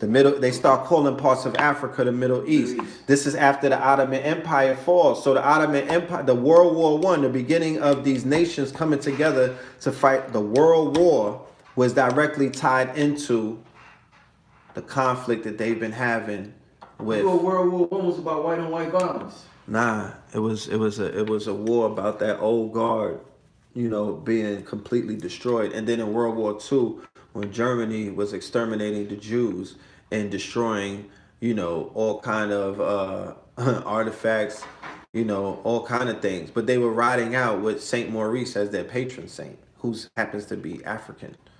I'm just saying, like, it's a lot of shit that people have to, you got to be hip. The reason why a lot of their authors are beasts and whatnot, like Philip H. Dick, dude who wrote the whole series, Fire and Ice, which is Game of Thrones and whatnot. A lot of their futurists, a lot of their quote unquote authors. Those authors are students of master teachers, right? And they're able to interpret original folklore or the mythos, or they're able to interpret history, and then they're bringing it into the realm of fantasy. They're bringing it into the realm of make believe, but they're bringing it into the realm of the Magi nation, where this is the realm in which they seem to be masters of. Okay, they created industries and they created wealth beyond the eye can see by doing what? By mastering the industries of the quote unquote make believe. It's an actual industry. It's called a fantasy industry. We don't play in that industry enough. We are only at the consumer based level to that industry. We're not making video games. We don't have our Marvel. We don't got our DC. We're not controlling the subconscious by bending the story and adding elements and doing what? Lionizing, mythologizing. Them niggas took Martin Luther King and Malcolm X and gave you Professor X and Magneto. That's what the Jew is a master of. He studies you, right? And he will take your image and he will anglicize it. He will take your story and he will anglicize it. He will take your story and he will Romanize it. That's how they do. They're telling your story, but in anglicized versions. The Jew who plays the middle of the whole, he's the one that plays the middle ground. He will do the evil, he will do the biddings for the highbrow Anglicized or the Anglo-Saxon and whatnot, who looks down on everyone. The blue blood in Game of Thrones, it would be the blonde hair, the quote unquote lion crest family, right? Because the Starks are the Wolf Clan. So when you think Wolf Clan, you think Dog Star, you think Sirius, you think Canine, Canis Major, right? Then when you see the lion, the Leo and whatnot, what do you think? Orion. So, you know, there's different clans. There's different clans on Game of Thrones. Who would the Moors be in Game? The Moors would be the Starks. The Moors would be Ed Starks in them. The dark haired, you know what I mean? They're the dark haired. Because, you know, in Europe, you always have to factor in the mixed breed, the amalgamated ones. This Europe from the days of Hannibal, they were mixing their seed. They were breeding. That's why I try to explain to people, even if you see somebody in your family of a lighter complexion, you have to always rule out that they were necessarily forcibly raped and whatnot. There has been mixed breeding and cosmopolitanism and people of different races being, you know, procreating with each other for a very long time. You know what I'm talking about? Niggas' dicks was getting hard for time immemorial. You know what I'm talking about? So my great grandmother, because, you know, as a people, African Americans, we have totally lost who we are. Language, culture, everything, you know. To the point where not we totally. shit like chitlins. Yeah, you know. We our music, our culture, we invented all that shit here. Jazz, the blues. So that's our magic show. You seeing our magic right there. So we showing it. What I want to ask, so if say my great grandmother had blue eyes, is it safe to say that she was a slave? Light-skinned woman with blue eyes. Is it an assumption for me to say that she was a product of slavery? That's hard to say, bro. I mean, that's hard to say. What if her black ancestors owned Irish slaves? I don't know. You feel me? Mm-hmm. What if you know, they were in a place where, you know, there were some settlers and whatnot who were of European descent? What if the Europeans who came over from the second wave of immigrations that populated all of those places in the Midwest and all of those, you think they think niggas wasn't knocking them down? You know what I mean? You think they wasn't attracted? They came from Europe where they was running behind black men, throwing box, and to this day, you could go there. You pull up on the shores of Europe, my nigga, is going down. Niggas in Paris. You feel me? I'm just saying, I ain't, you know, that's what I heard. You know, I'm just saying, like, they've been attracted to their genetic superiors. You know what I mean? It's a natural attraction. It doesn't change during time periods or based off where there's always going to be a biological, genetic, chemical romance. You feel me? You're magnetic. You're always pulling. People are always like, wow, what's going on? Who is that? You're always emanating a certain kind of light anywhere that you go. That's why people can't blame a group of people who shine their light. When you speak, you spitting out gems. You just dropping jewels and whatnot. You can't blame me for having these niggas dripping. If when I talk, you know what I mean? Wherever we went, we shined our light. Yo, oh shit, they're planting food. Let's watch. Oh shit, look how they dance. Let's watch. Oh, look at how they write. Let's study that. Oh, look at the science that they're applying to heating water and then perfuming the whole house on some air conditioner shit. Let's check that out. You feel me? People learn from us just by being in our immediate circle. That's why they love for our women and some of our men to be inside of their corporate structures and whatnot, because of the life that we bring to it. You saw that in the movie Matrix with the battery. You know what I mean? They feed off of this carbon. They feed off the immunization, especially if they can figure you out and how to play you and what role you can play. Some niggas come with their hat in their hand, or they come crawling on their knees and they let them know the role that they're willing to play. I'm willing to play the role of a eunuch. So they're going to treat you as such. You come to them as a king and you able to stand on that, then you will be received as one. Being in your proper persona gets you far in all time epochs, in all time periods. That's so how it is. We have an issue with niggas not being in their proper persona for whatever reason. You know, we try to flesh them shits out on a daily basis. It's 6 million ways to die. It's a lot of reasons. It's not just one. You feel me? At the end of this 400 years, this experiment, this psychological quote unquote pressure pot, like you like to say, right? The pressure that we've been through, you know, I can't necessarily say, because you also have to factor in that we have genetic pools inside of our DNA. There were black people with all kind of colorful eyes in history. So I won't necessarily say that. I would tell you, like I would tell anybody else, we, those amongst us who are intellects, need to actively pursue this whole genetics thing and how we could utilize our blood and our DNA to build an accurate map about who we are on a biological molecular level, so we can show ourselves, man, know thyself, so you can have proof of the journey of your blood. My father showed me his test results and I was gassed. And I got a new cousin. Do you know why? Because my Uncle Paul, who died in the 80s, God bless him, God, you know, he had a daughter and we didn't know about her. As a result of my father doing that DNA thing, she popped up and was like, family, I'm here. You feel me? So there's something accurate about what's going on. We need to perfect it more. I know that once we get into this whole genome thing, we could take it further, but I want to know who I am. I want to know where my blood comes from. I want to know where my peoples come from. I want to know what states and towns and countries and stuff that they were in, because that's the work that I have to pick up on. So I don't know. I don't know if that answered the question wholeheartedly, but it's just complex, bro. You know, when it's complex. I've seen every hue of people who look like us in my travels, Rich.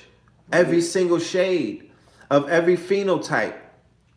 On some Renoka Rashidi shit. You know how he got mad pictures, bro, of just black people from everywhere. He got mad pictures. Mad pictures. You know, so I talked about the video that we did recently about the admixture of the brothers and sisters that are in America and how we are considered a newer species.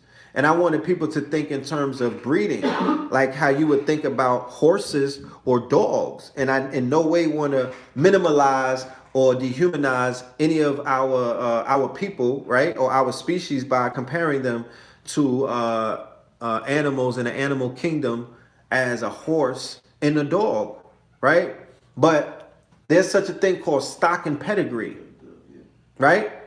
And anybody who's breeding a blue-nosed pit is under the assumption, or he's under the knowledge, he knows from a breeder standpoint of view, that in order to maintain that pure bloodline of a blue-nosed pit, who has the characteristics of a fighter, who has the characteristics of a dog that is already trained and listened and well-mannered and things of that nature, that there's an art to that shit.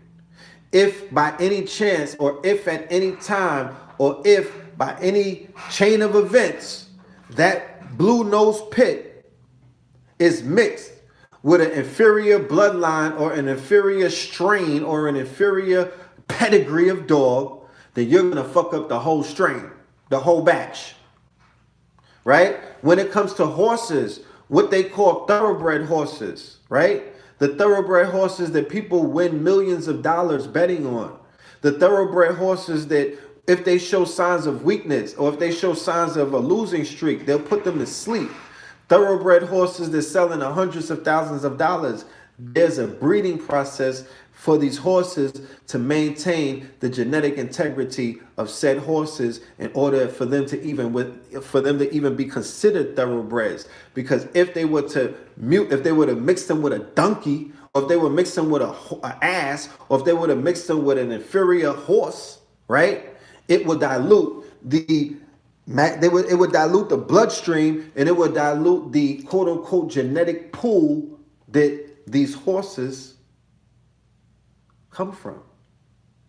So now, with knowing that and knowing how these people are eugenic scientists and knowing that they were here to disrupt bloodlines and knowing that they were here to basically insert themselves in our bloodlines and knowing that they were here to put themselves inside of our experiences and our families and whatnot, that's why these breeding farms, that's why these sex farms are so important. Well, I was about to ask you that. You know, we're talking about African Americans and we're talking about a new species. And when you growing up, when we hear about certain people, certain figures like Michael Jordan, yeah, you don't get a Michael Jordan like the U.S. Olympic team went all over the world whooping ass. The Dream team, yeah. So some people may say, why are the blacks in America physically so dominant? Yeah. Than everybody else. When you look at Mike Tyson, when you look at the NFL, when you look at our sports compared to the sports across the world, is this a result of breeding farms? Are you saying that we get the Mike Tysons and the Michael Jordans and the LeBron James and the Serena Williams? Because is that a result of the breeding farms throughout our history? No, I'm not saying that. I can't make that. I can't say. A joke. He was like, "Oh man, I could imagine the type of baby LeBron James and Serena Williams would have." You know, that shit is in their mind. Yeah, of course. So he's like, "Oh, I could imagine the type of baby they would have. I would pay them millions of dollars to have a baby." Crazy shit, you know, crazy white, you know, red shit. Well, they have the science of breeding, the science of creating another life form is something that they're into, you know, and passionately. You know, they're into eugenics. You know, they're into genetics. You feel me? That's something that they actively pursue. The athleticism. Yeah. Why do we get that here and not anywhere else? Well, we get other things other places. You know, specifically that with the athleticism. When you think sports, I mean, that's why soccer. I mean, you go to other places around the world, like in Africa and on the islands and whatnot. There's soccer players that are doing feats of monumental, footwork, and you'd be like, God damn it, what's that about? Mm-hmm. These are supreme athletes. They're operating. They're in their flow state. You know what I mean? Anywhere where people are locking in. One of the things that America is known for, you know, as an empire, right? This is an empirical. This is a superpower. This country has forged itself, you know, throughout its storied history to be a place of many contradictions, but also a place of, you know, many firsts. So this is one of the first times where the collaboration between these two races, you know what I mean? The black and white race, or, you know, this new race or this new species of people interacting with this other species of people, you know what I mean? And the friction, because in friction, in what is known as conflict, right? Things are created, because in friction, there's a creation process still taking place. In warfare, they said those are great times of creation. That's when things are upgraded. That's when weapons become evolutionized. During times of wars, the biggest times of boom and creation and whatnot. It's a form of chaos magic. It's a form of raw creationism. Yeah, but it's definitely tapping into chaos magic. this era, this time, this attention economy, this Web 2.0, this social media era that we're in, this digital age, all of this whole thing, the fact that we're talking about something that somebody took out of the quote unquote digital realm and he made it a real world event, right? It's all chaos magic. Remember, they're saying that he's using magic right now. Even when he threw the sign in court, it's all meme magic. He's utilizing synchromysticism when he has all of these 4chan, 8chan cultural references inside of his quote unquote manifesto. When he talks about Candace Owen being the one who radicalized them, they say that that's a form of trolling and whatnot. Everybody who's really in on the inside. Yeah, he said Candace Owens is the one that radicalized them. He said Donald Trump is a symbol of basically the Führer, or symbol of their Messiah. You know what I mean? Or symbol of their John the Baptist ushering in this quote unquote holy war. Because like I said, we're not in a religion like that. But there's a large swath of the world or the planet and whatnot that there are that people in power are steeped in the quote unquote mythology or the prophecies coming true from biblical from that book, and they work together to make sure that they ensure certain things.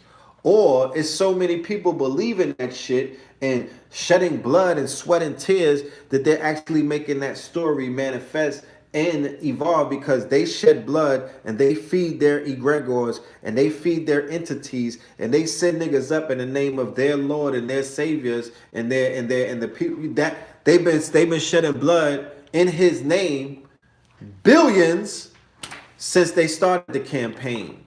So this what we see, especially from these fringe lone wolf fringe people.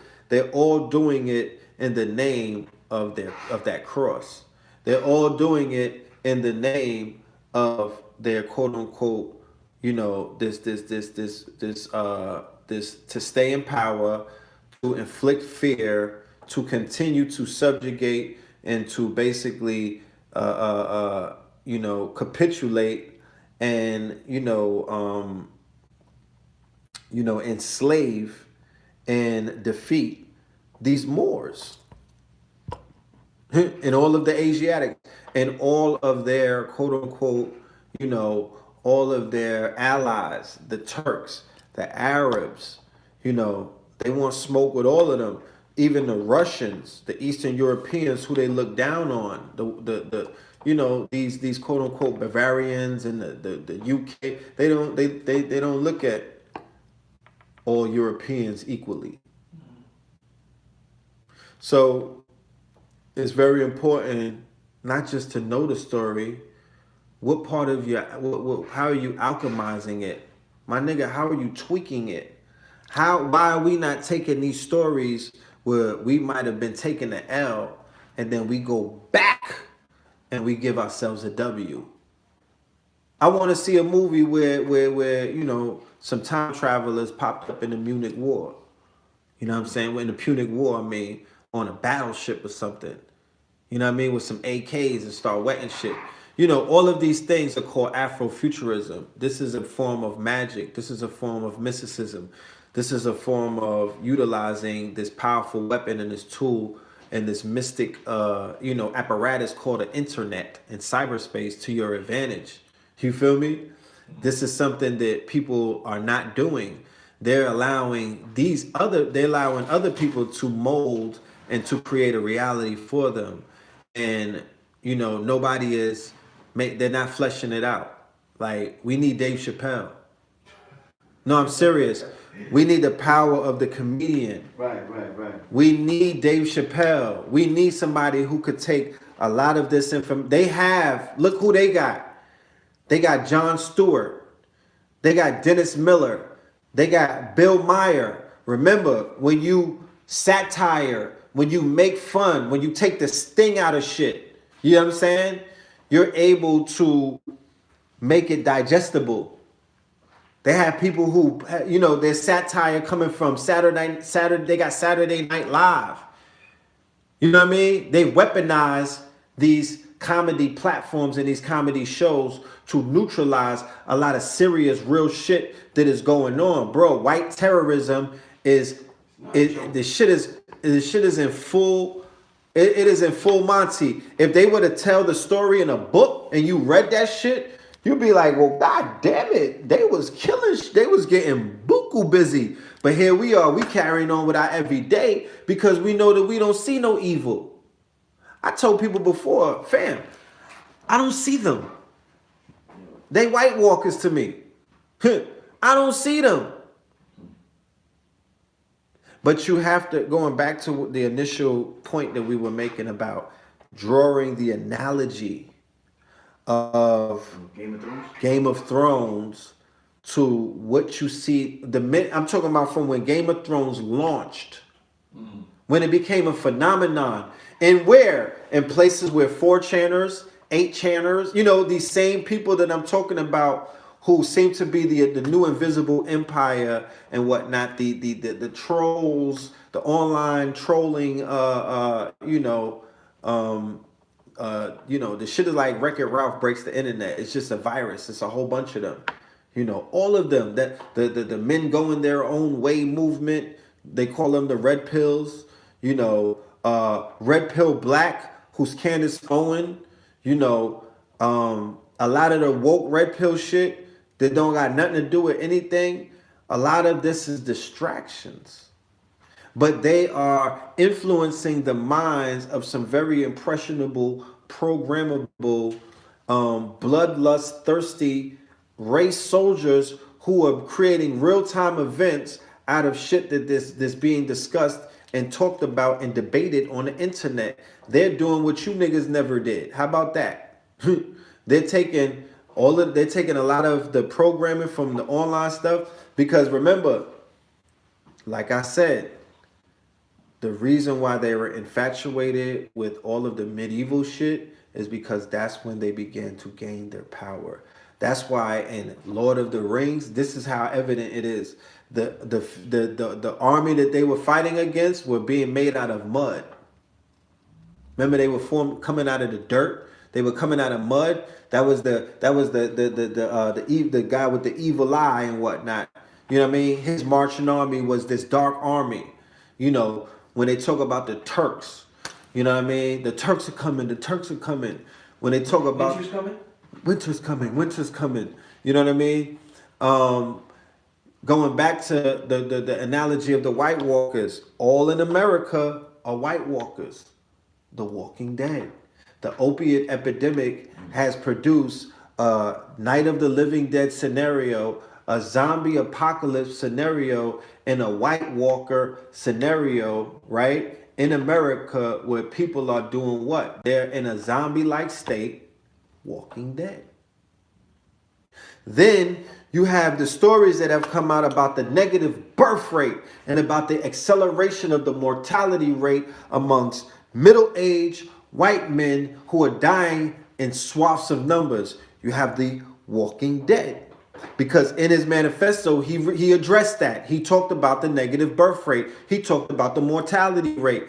The same shit that we've been presenting for about 2 years to explain to the family the psychosis, the American psycho, the psychosis, the mentality, the narcissistic personality disorder, the neurosis behind the PSYOP campaign that is affecting a lot of people on a lot of different levels, you know what I mean, in a lot of different places. And there's an end game to this shit. Avengers Endgame. There's an end game to this whole goddamn play, to this whole theater, to all of this shit that you see being rolled out.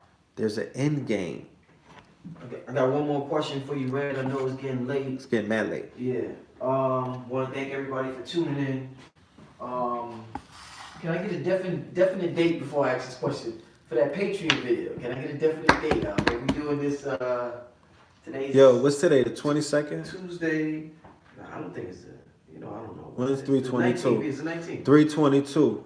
322. Like Blueprint 322. 322. 322. The Facts 2020. 322 will be on Patreon. That is a fact. That is a super fact. That's a factory. To close it out, Red, great, amazing talk, man. Amazing talk, man. I mean, you know what? This is a talk that needs visuals, though. Definitely. This is a warm, like, real talk. Like, we really, we just, we bringing the ball down the court. We're unpacking this thing right here.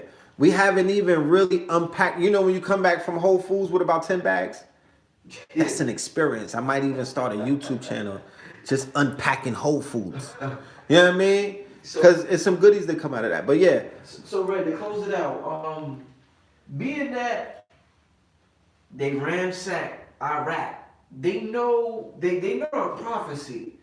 They know what our ancestors predicted what's going to happen to them. They read the Bible. They know about Genesis 15:13. I forget the exact scripture. They know pretty much when their time is up. With that being said, they know what they're up against with nature. We're dead, but it's like even no matter how dead we are, they got to battle nature. So they're like, God damn, they got to battle a birth rate. They got to battle the sun. So many elements. Mm-hmm. Do you think, if we're talking about an end game, their end game is getting the fuck up out of planet Earth? And when we see Trump, the sixth branch of government, being the Space Force, do you think that's we got Elon Musk, we got artificial intelligence, is that the next step for them? Because it's pretty much a wrap down here for them, right? Well, there's two ways to look at that. One of the ways is going back to what we were talking about earlier with synchromysticism, with the power of projecting yourself into the future when you don't have one.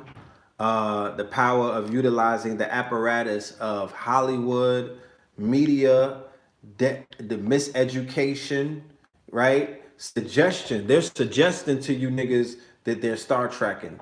They're suggesting that they exist in the year 2800. You know what I mean? In the year 3022.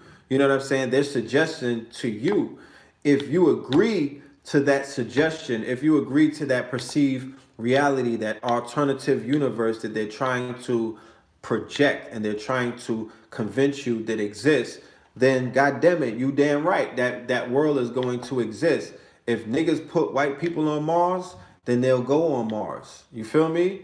If you say that you motherfuckers can't even leave this planet, it's impossible because this shit is not a dome, but this is a prison planet and it's not gonna let certain, it's just not gonna let certain things leave this shit, especially on the frequency that they're on and whatnot. So I wouldn't necessarily say that they're going to escape and inhabit and repopulate a planet outside of this planet, which they are pillaging and destroying and beginning to, and this is crazy that it's even accelerated and it's excelled to such a pace in such a short amount of time, but within a span of their dominion of 500 years, within the rise of the quote unquote crown and the church and the Holy Roman See, they've been able to, accelerate the destruction of this living planet, Gaia or Earth. They've been able to, it's almost as if they're under the young God. The young God. Papiana got the young God. Yeah, it's almost like this planet is being sucked dry by an entity or a force that, in my humble opinion, may be using quote unquote Europeans or white folk to, to carry out its deeds. There's been I don't want to get too far with it about the dark side of the moon and I don't want to go too far, but I just really feel like, it's too precise. Like the destruction that they've levied on the planet in the last 500 years, it speaks to a bigger, in my intuition, it's just telling me that it's too targeted. It's too, they're doing it at such a pace that is so intentional. Yeah. That it's not just a beef with nature. Like that doesn't come from getting sunburned. Right. You feel me? Right. that comes from an alien type of relationship with a place that you really you the way that they go about the earth is like they never knew anything about what was going on. How you just trying to discover shit in the 1800s? What were you doing for how long? Like, you got out of kindergarten that long, you know what I mean? Like, they're just running, they're still discovering stuff. So that implies, and it speaks to the common sense aspect of this being a new people or a new species, or this is a new experience for them. So I don't necessarily think that they have it in them to go to another planet, but I know for a fact that we have the power in us to send them to another planet. If we collectively agree that they're going to colonize Mars and that they could do it and they're going to set up shop, then they are going to set up shop. That's how they're going to do it. Their rules is to convince us through the means of news media, propaganda through the movies, and other aspects of them. All they're doing is they're utilizing the power of they are assuring themselves. They're utilizing the power of they're being enthusiastic about it. They're invoking and they're affirming their quote unquote inhabitation of foreign planets, whereas we're not having those conversations and we shy away from those conversations and we won't allow ourselves, and there's something blocking us. Like I said, some of us have a built-in virus firewall system that will interject the God particle, and that's how he snuck inside of you. Go and see the Matrix when Agent Smith got inside of the what? The sacred matrix by way of Cypher. Cypher, right? Who was the traitor, right? Sold out for a piece of steak, right? Like a thought will sell out for a piece of steak and let somebody into her sacred space, into the portal, into the womb, because remember, Cypher allowed him to get into the portal, get into the womb, that took you into Zion. And I'm not talking about the Blue Devils. Talk to me nice though, right? The young God, he know what's going on. So that's the same thing as you allowing somebody like that into a sacred place and plant their seeds. That's Agent Smith. So niggas we got Agent Smiths inside of us. We got to be careful about what we think, because there's somebody inside of us sabotaging us. There's an Agent Smith inside of us trying to kill Neo. How about that? We got wars, we got inner wars, but I can't explain, and these Negroes won't allow us to talk to them about inner planets and outer space. Yo. But please know and please understand that the conversation that we should be having is about our colonies on Mars, our existence on different planes of existence. That's the only thing I'm entertaining, because if you ask me, they can't get up there. White men can't jump. You know what I'm talking about? Indeed. You know, it's funny. I'm about to get a book from King Simon called Inner Space. He posted it on the gram. Yeah. And I looked at it. I wanted to read, you know, what it was about. So I went to Amazon. They don't even print the book no more. So I called King Simon. I'm like, yo, I need that from you, man. That's right. It was about tapping into your inner space technology. You know, I was watching the dude. Well, I don't want to get too far off topic, but that's a whole. You could never get too far off topic. You heard of Nassim Haramein, right? Not yet. I'm hearing about him right now. Yeah, that dude, he's a little Young boring. God. You know, he's a little boring, but he's sharp. Rich the Kid is in the building. Rich the Kid is in the building. Yeah. He woke up. Rich the Kid is in the building. Rich the Kid. I can't stop smiling, yo. But go ahead. Red, you know, I said that was the last question, but you know how I do. Do you think, bro? You know, you was talking about magic, and they're not getting to Mars unless we propel them. They need our magic, and then they use our magic, and then all of a sudden, boom, they're able to build a building, or they're able to come up with an invention, or they put something in a movie. We think about it, and then it happens. Is that the same thing that we're taught? We were taught for many years that your vote doesn't count.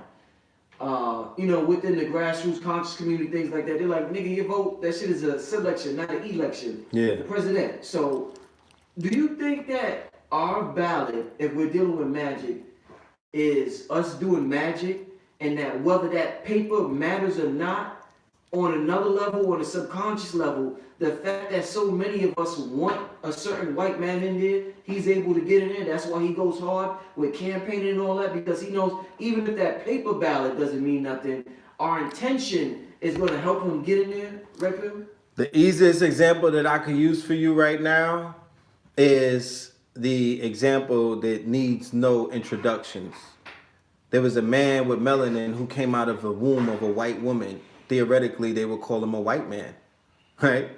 That man goes by the name of Barack Hussein Obama. If you can access your memory bank, because a lot of our memories have been, you know, kind of inception and tweaked with ever since '08 or '07 for that matter. But if you could go back into time and tap into that, because there was a shift that happened. Nobody can tell me that a shift didn't happen, because I cannot access 7, 6, 5, 4, 3, 2, 1s like that. I can't go back to like pre-Obama. It's a whole nother. Like another lifetime. Yeah, I'm talking about that was a whole nother plane. The way that we injected enthusiastic Negro magic and spiritual magic, and we were turned on and we were divinely sparked by the entity known as Barack Hussein Obama. In his run, nobody, I don't want to talk politics with nobody, because the person that you might have saw in the run, you can't necessarily prove to me that that was the same person who was in that 8 years of presidency. You know what I mean? I'm just saying energy wise. I'm just saying spirit wise. We was introduced to a spirit, and we was introduced to a person, and we was introduced to a movement that when we locked in on that shit and we was able to see a vision of homies sitting in that Oval Office, we made that shit happen. We manifested that. There was no way he was going to lose that night. Not with the kind of energy that was put behind that man. That would be the highest form of collectivism and, you know, Black collective consciousness. Black collective consciousness. You know, not to say that we haven't done anything else prior to that, because we could come up with multiple examples, but in modern times. In modern times, where we can all agree. Right. Okay. Where I'm not reaching. Right. Where we're honest with ourselves. Just if because I went to the inauguration. Okay. You went? Nigga, I went to the inauguration. Me and my guy G from Harlem, who had the Obama blinged out stuff. You said that was your son's first word. My son's first word that he spoke was Obama. My son is born November 7th, '07.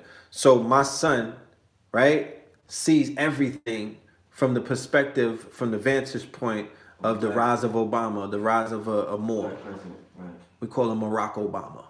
From the rise of and he's an archetype. It's not personal. It's not about him giving the LBGT the right to do, you know what I mean? It's the archetype is what you represent on a mythological, you know, archetypical stand. Everybody has an archetype. Everybody fits a certain kind of mold historically and things of that nature. So he would fit the Othello, Moorish. You know what I mean? He's a statesman. He's a lawyer. He's a constitutional lawyer out of Chi-Town. You know what I mean? The home of this whole Black Islamic thing. You know what I'm talking about? His name is Hussein. You know what I mean? Barack been at the knee. You know, it's so much things. But what he represented, that's what my son was able to be enveloped with.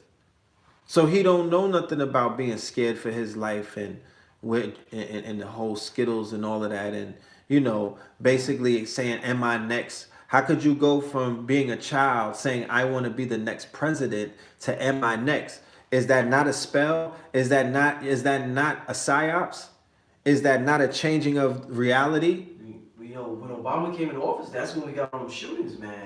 That's what I'm saying is you got to understand how these rituals go down, these Masonic rituals, these fear tactics. When they were burning and killing our people in the South, you had Black Republicans that were running things. You understand? When they went night riding, when they went riding against the quote unquote Moors in the Reconquista in Spain, when we were in power, they were doing that. They were killing our people and bonfiring them and doing all of that.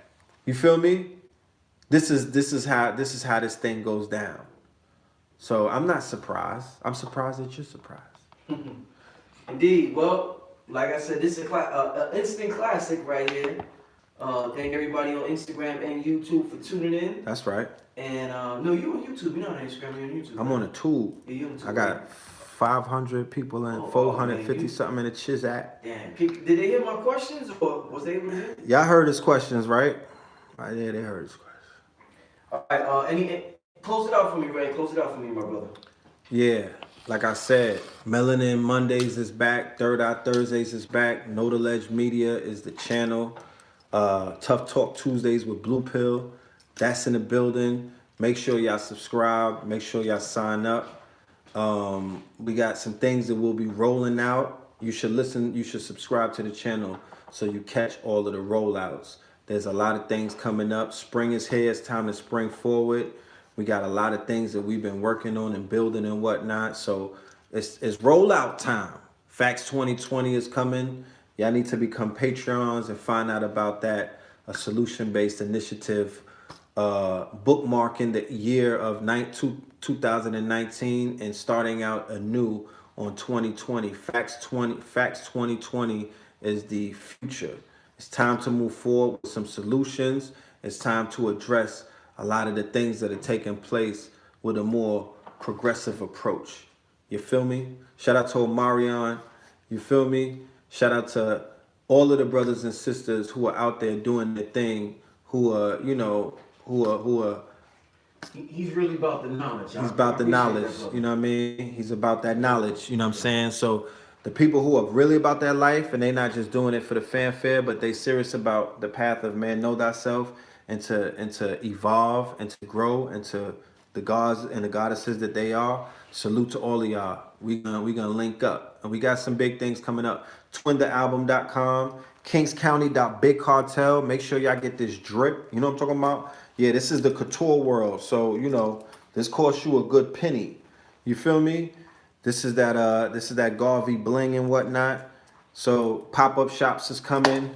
More lecture presentations is coming. We're gonna have the Vegas event. I think we're gonna show it through Rich's channel when we went in Las Vegas and did the lecture from blackface to blueface. Shout out to all my Tatianas out there, Papianas. Yeah, bust down. I'm out.